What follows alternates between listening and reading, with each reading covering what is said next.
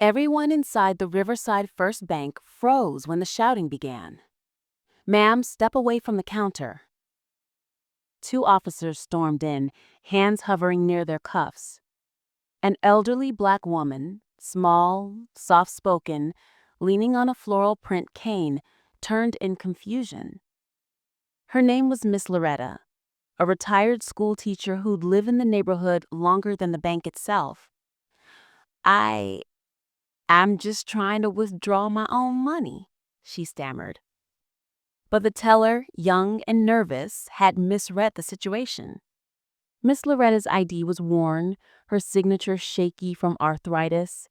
The computer flagged her transaction as suspicious. And the police, already tense from a recent wave of fraud cases, decided to escalate before understanding a thing. "Hands where we can see them," one officer barked. A crowd gathered. Phones came out. Miss Loretta's cane clattered to the floor as one cop grabbed her wrists. "Sir, please, you're hurting me." But they didn't listen. They cuffed a 74-year-old woman who had never broken a single law. What the officers didn't realize, what no one realized, was that the bank's parking lot wasn't empty. Leaning against their parked motorcycles were three men, heavy leather jackets, silver patches, gloves still dusty from the road. The Hells Angels. They weren't looking for trouble. They'd stopped only because one of them, a mountain of a man named Brick, came here every month to wire money to his grandmother in Mexico. But through the glass windows, they saw everything. They saw Miss Loretta shoved. They saw her flinch in pain. They saw the fear in her eyes. Brick straightened, jaw tightening. His brothers followed his gaze. "Is that what I think it is?" one muttered. Brick's voice rumbled. "They're arresting somebody's grandma." The engines of the bikes ticked softly as they cooled, but the air around the riders heated with anger. The cops inside had no idea who was watching, and they were about to learn what happens when you disrespect the wrong elder. The doors of Riverside First Bank burst open so hard that everyone inside jumped. Brick entered first. 6'5", shoulders like a freight train, beard braided with silver beads. Behind him came Hawk and Diesel, both cut from the same rough cloth, tattooed, intimidating, and absolutely silent. The officers froze, hands instinctively moving toward their holsters. Brick raised one eyebrow. "Don't," he warned. Not shouted, not threatened, just stated like he was giving them a chance to think twice. The sergeant frowned. "This is police business. Step aside." Brick's eyes drifted to Miss Loretta, still cuffed, breathing fast, tears at the corners of her eyes. "Police business," he said slowly. "Funny, 'cause what I see is a 70-something lady being manhandled for trying to take out her own money." One officer snapped, "Sir, back up." Hawk stepped forward, calm, unblinking. "No, you back up." Gasps rippled through the bank lobby. Phones came out again, this time recording everything. The sergeant tried to regain control. "She's suspected of attempted fraud. Her ID didn't match the system, so we—" "That woman," Diesel interrupted, pointing gently but firmly, "taught reading at Jefferson Elementary for 30 years. Half this neighborhood knows her. If you'd have asked anyone instead of jumping to conclusions, you'd have known too." Miss Loretta's eyes widened at Diesel. "How did you—" "My sister was in your class. She was falling behind. Teachers were giving up on her, but not you. You stayed after school every day for her. Didn't even get paid for it. said she was a flower, just blooming late. She never forgot that. The bank fell silent. Miss Loretta blinked hard, throat tightening.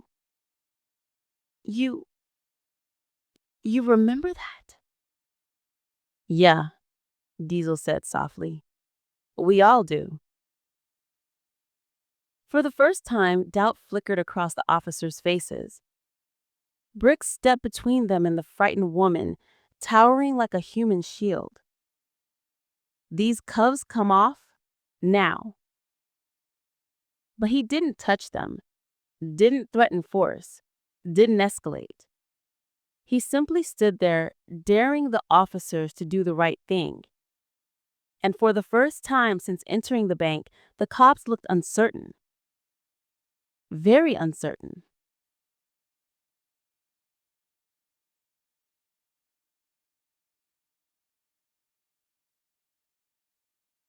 The sergeant's jaw tightened as he glanced between the bikers, the shaking old woman, and the dozens of phones now recording. His partner whispered, "Maybe we jumped too fast." "Too fast," Brick repeated, low and dangerous. "You slammed cuffs on somebody's grandma. I'd call that little more than fast." Miss Loretta stood trembling, wrists red where the metal dug into her skin. She whispered, "It's okay. I just want to go home." Brick shook his head.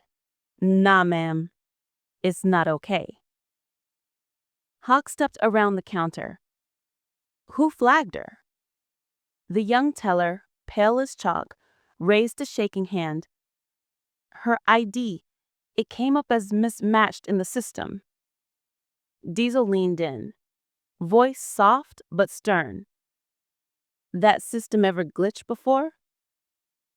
The teller swallowed hard. "Yes, last week and yesterday. We've been having issues with older IDs." The sergeant stiffened. "Is that true?" "Yes, sir." The room grew still. Still enough to hear Miss Loretta's heartbeat echoing in her ears. Brick turned back to the officers. "So you cuffed her for a computer error?" The sergeant sighed heavily, shame creeping across his face. Slowly, he reached for the cuffs. "Ma'am, I'm sorry, truly." He unlocked them gently. The metal fell away. Miss Loretta rubbed her wrists, trying not to cry. "Thank you, officer." She shouldn't have been the one thanking anyone. Brick crouched down slightly so he was eye level with her. "You all right, Miss Loretta?" She managed a nod. "I'm just embarrassed." "Embarrassed?" Hawk echoed. "Lady, you handled this with more dignity than most people half your age." Diesel added, "And every one of us here saw what really happened." The crowd nodded. Some people murmured support.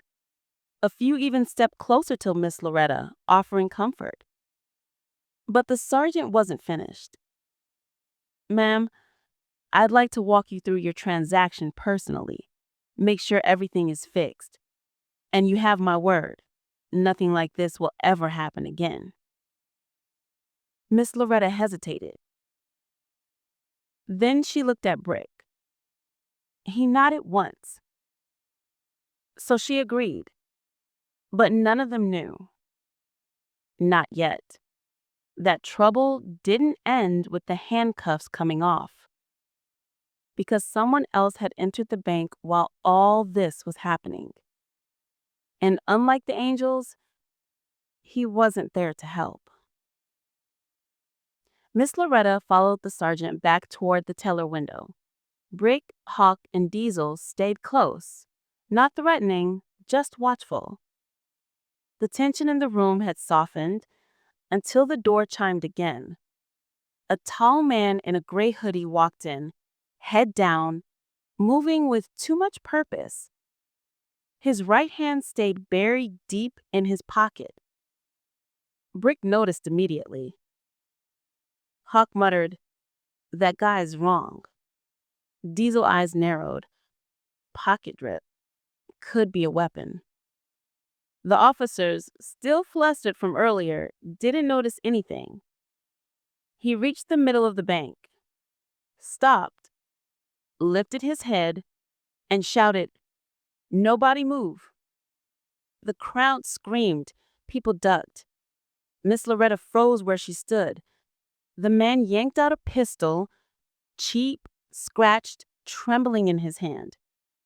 The sergeant reached for his gun. "Don't," the robber barked. "I'll shoot the old lady first." He grabbed Miss Loretta by the arm and dragged